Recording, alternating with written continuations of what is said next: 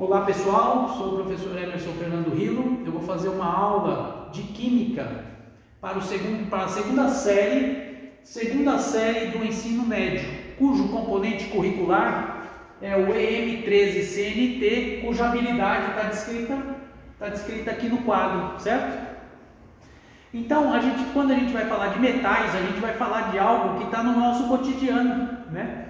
Então, os metais estão em diversos equipamentos eletrônicos hoje em dia. Diversos equipamentos eletrônicos contêm diversos metais. Então, quando a gente analisa a tabela periódica dos elementos químicos, a gente vê esses símbolos aqui em azul, né?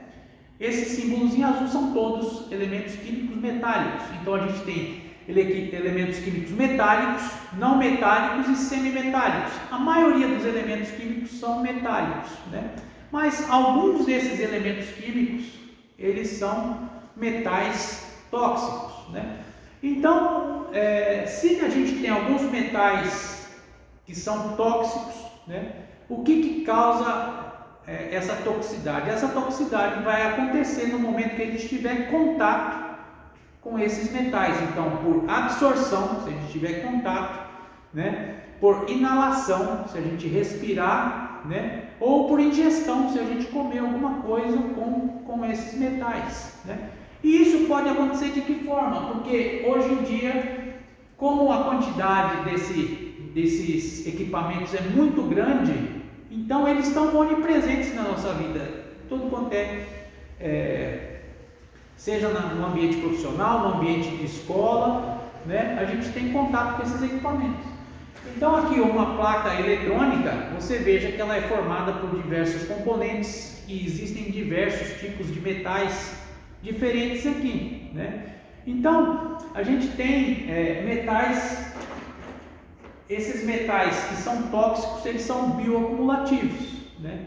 Então conforme a gente inala, absorve ou ingere eles vão causar problemas de saúde na gente, né? Então, desde problemas como dor de cabeça, indisposição, algum órgão começa a não funcionar direito, né? E até problemas sérios como câncer, né? Então, a gente tem que tomar muito cuidado com o descarte desses equipamentos, pois o descarte incorreto vai poder ocasionar na nossa contaminação. Então, vejam, eu vou dar exemplos aqui que esses equipamentos eles estão muito mais próximos da gente do que a gente imagina. Então, por exemplo, as pilhas recarregáveis, né? Nela contém níquel e cádmio, né? Níquel e cádmio são dois elementos químicos, né? Ditos metais pesados aqui, Ni, níquel, Cd, cádmio, né? Então, são metais pesados, altamente tóxicos nas pilhas recarregáveis.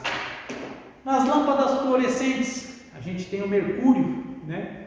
Então, o mercúrio que também a gente encontra na mineração, né? Então, o garimpeiro, para agrupar as pepitas de ouro, ele usa o mercúrio.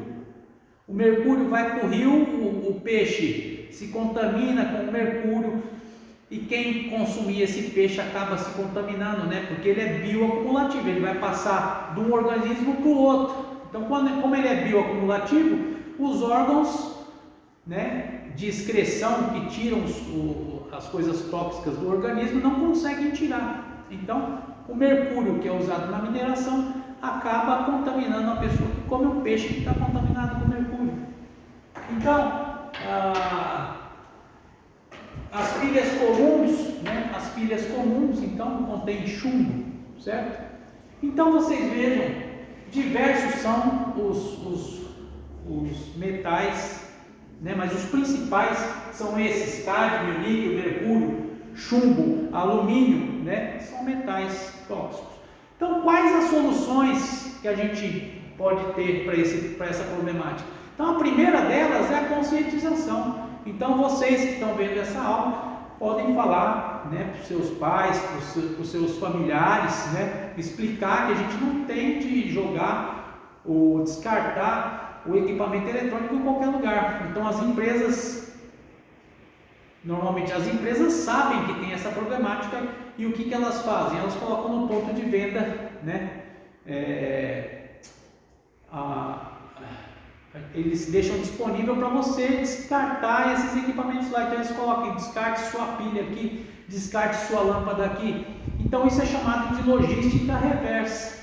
Então o que o fabricante vai fazer? Ele vai pegar esses equipamentos, né, e vai destinar para um processo de desmontagem, de reciclagem, né, onde o pessoal está todo protegido e sabe lidar com isso daí, certo? Então fica um trabalho para vocês. Então faça uma pesquisa na casa de vocês, se vocês têm algum equipamento, né, e procurar na internet os locais onde aceitam esses equipamentos usados novamente, certo? Muito obrigado.